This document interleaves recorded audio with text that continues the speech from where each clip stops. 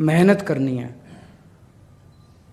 और लड़ाई मत करना, अपने अपने एमएलएज के साथ लड़ाई मत करना, सब लोग मेहनत करना। मेहनत नहीं करेंगे तो, और इस चुनाव के अंदर सबसे इम्पॉर्टेंट रोल आपका होगा, क्योंकि अब हम एमसीडी में हैं, जनता उम्मीद करती है भाई बेसिक चीज़ है, सफाई तो करेंगे, बाकी चीज़ें तो जनता माफ़ कर देगी, सफाई तो करेंगे। अपने अपने एरिया में घूम घूम के कोशिश करो कि कूड़ा उठ जाए, डेली झाड़ू लग जाए, कूड़ा उठ जाए, डेली झाड़ू लग जाए। उतना काम अगर आप करा देंगे, मुझे उम्मीद है कि हम लोग चुनाव जीत जाएंगे। अपने अपने इलाके में इतना कर देना मेरे कहने से। लड़ना मत, लड़ाई झगड़ा अप्रैल में कर लेंगे। अपना ही परिवार है, परिवार में लड़ाई झगड़ा तो होता ही है, उसमें कोई गलत बात नहीं है लड़ने झगड़ने में, लेकिन अब लड़ाई झगड़ा हम अब मार्च अप्रैल में करेंगे। अभी चुनाव जीतना एकमात्र हमारा लक्ष्य होना चाहिए। फरवरी के महीने में चुनाव है, हम सबको मिलके उसके लिए काम करना। पिछला 2 साल जो बीता, ये शायद आम आदमी पार्टी के लिए बेहद कठिन समय था, और शायद इस तरह का हमला जो हमारे ऊपर किया गया, ऐसा हमला इतिहास में, कम से कम भारत की राजनीति में तो दिखाई नहीं देता कि किसी भी सरकार ने किसी भी पार्टी के ऊपर इस कदर हमला किया हो कि मेरे को भी जेल में डाल दिया, मनीष सिसोदिया जी को भी जेल में डाल दिया, संजय सिंह को भी जेल में डाल दिया, सतिंदर जैन को भी जेल में डाल दिया, विभव को भी जेल में डाल दिया, विजय नायर को भी जेल में डाल दिया। कल हमारे एक और एमपी साहब हैं पंजाब के, उन पे ईडी की रेड कर दी। मतलब ऐसे लगता है जैसे पगला गए हैं वो लोग हमें लेके। मतलब बहुत मानसिक रूप से वो, उनके रूम में, उनके मन में क्या चल रहा है मैं कह नहीं सकता, लेकिन ये भ्रष्टाचार के खिलाफ तो वो नहीं कर रहे, ये कोई जांच नहीं चल रही, ये कोई भ्रष्टाचार के खिलाफ या गलत काम के खिलाफ जांच नहीं चल रही, ये एक ऑनस्लॉट चल रहा है। उन्होंने ठान लिया है प्रधानमंत्री जी ने कि भाई आम आदमी पार्टी को ख़त्म करना है, अरविंद केजरीवाल को ख़त्म करना है, इस पार्टी को ख़त्म करना है। मैं हमेशा कहता हूँ मोदी जी बहुत ताकतवर हैं, मोदी जी के पास अथाह पैसा है, लेकिन मोदी भगवान नहीं है। और इस दुनिया में भगवान तो है कि नहीं है, और वो भगवान हमारे साथ है। तो जीत तो भगवान की होगी अंत में।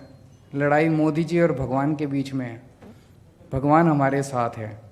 तो उनकी पूरी, एक पत्रकार गया था दिसंबर के महीने में मोदी जी से मिलने के लिए, उसने वापस आके बताया कि वो कह रहे थे कि देखो अब केजरीवाल गिरफ्तार हो जाएगा, उसके बाद फिर हम इनके एमएलए तोड़ लेंगे, फिर इनकी दिल्ली सरकार गिरा देंगे, फिर पंजाब के एमएलए तोड़ लेंगे, फिर इनकी पंजाब सरकार गिरा देंगे, फिर इनके काउंसलर तोड़ लेंगे, फिर एमसीडी में फिर इनकी पार्टी ख़त्म हो जाएगी। लेकिन भगवान भी सुन रहा था, भगवान भी देख रहा था।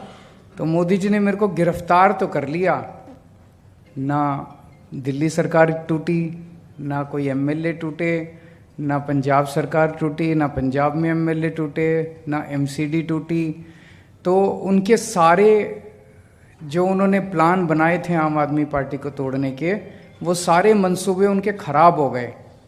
यही दिखाता है कि भगवान आपके साथ है, क्योंकि अगर भगवान हमारे साथ नहीं होता तो इतना ताकतवर आदमी जिसने ऐसे प्लान बनाए थे वो सफल हो जाता, उनके सारे मंसूबे सफल हो जाते, आम आदमी पार्टी टूट जाती, हमारी सरकार भी टूट जाती।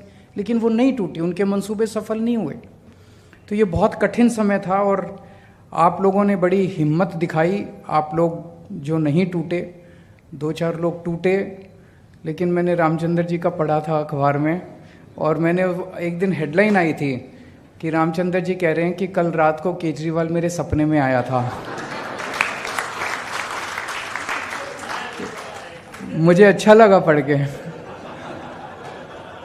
मुझे अच्छा लगा पढ़ के, और मुझे लगा जेल में बैठ के अगर मैं आप सबके सपनों में अच्छे से आ रहा हूँ तो बहुत अच्छी बात है।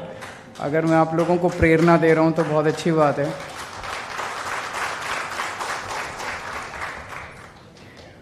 अभी गोपाल जी ने बड़ी अच्छी बात कही। मैंने वहाँ गीता बहुत पढ़ी, कई बार पढ़ी गीता, आप लोग भी पढ़ना। और बहुत प्रेरणा मिलती है और बहुत कुछ शांति मिलती है। जब आप बड़ी कठिन परिस्थिति में होते हैं तो उसमें समाधान मिलता है और आदमी को बड़ी शांति मिलती है। कठिन से कठिन समस्या को डील करने का एक तरीका, उपाय मिलता है। तो अभी गोपाल जी ने जो कहा वो बड़ी अच्छी बात कही कि सब दुखी हैं। जिसको टिकट मिल गई वो भी दुखी है, जिसको टिकट नहीं मिली वो भी दुखी है। टिकट मिलने के बाद चुनाव लड़ा, जो जीत गया वो फिर भी दुखी है, और जो हार गया वो फिर भी दुखी है। अब जो जीत गया वो सोच रहा है मेरे को एमएलए की टिकट मिल जाए। ऐसा नहीं कि जो एमएलए हैं वो सुखी हैं, वो भी दुखी हैं। अब एमएलए सोचता है मैं मंत्री बन जाऊं, जितने मंत्री हैं वो भी दुखी हैं।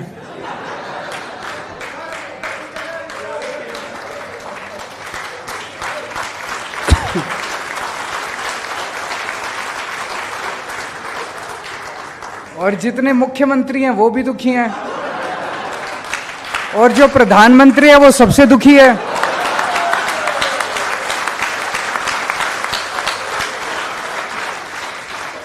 प्रधानमंत्री को समझ नहीं आ रहा है केजरीवाल को काबू कैसे करें, जबकि केजरीवाल एक छोटा सा आदमी है।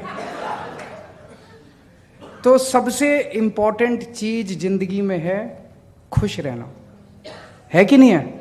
बाकी सारी चीजें इंपॉर्टेंट नहीं है। लड़ते रहो जिंदगी में, कभी ये टिकट मिल जाए, कभी ये जीत जाए, कभी मंत्री बन जाऊं, कभी खुशी नहीं मिलने वाली। खुशी तो जो आज है, जैसा है, उसी के अंदर खुशी मिलेगी। ये गीता की सबसे बड़ी। तो जिसके पास कुछ आपसे कम है उसको, उसकी तरफ देखो और उससे आपको ये पता चलेगा भी मेरे को तो भगवान ने ज़्यादा दिया। जैसे कभी कभी जेल में होते थे तो जेल में लगता था यार पता नहीं कब निकलेंगे।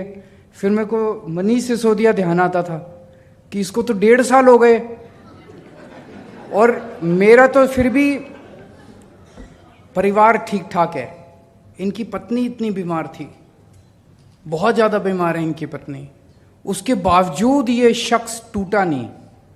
और उसके बावजूद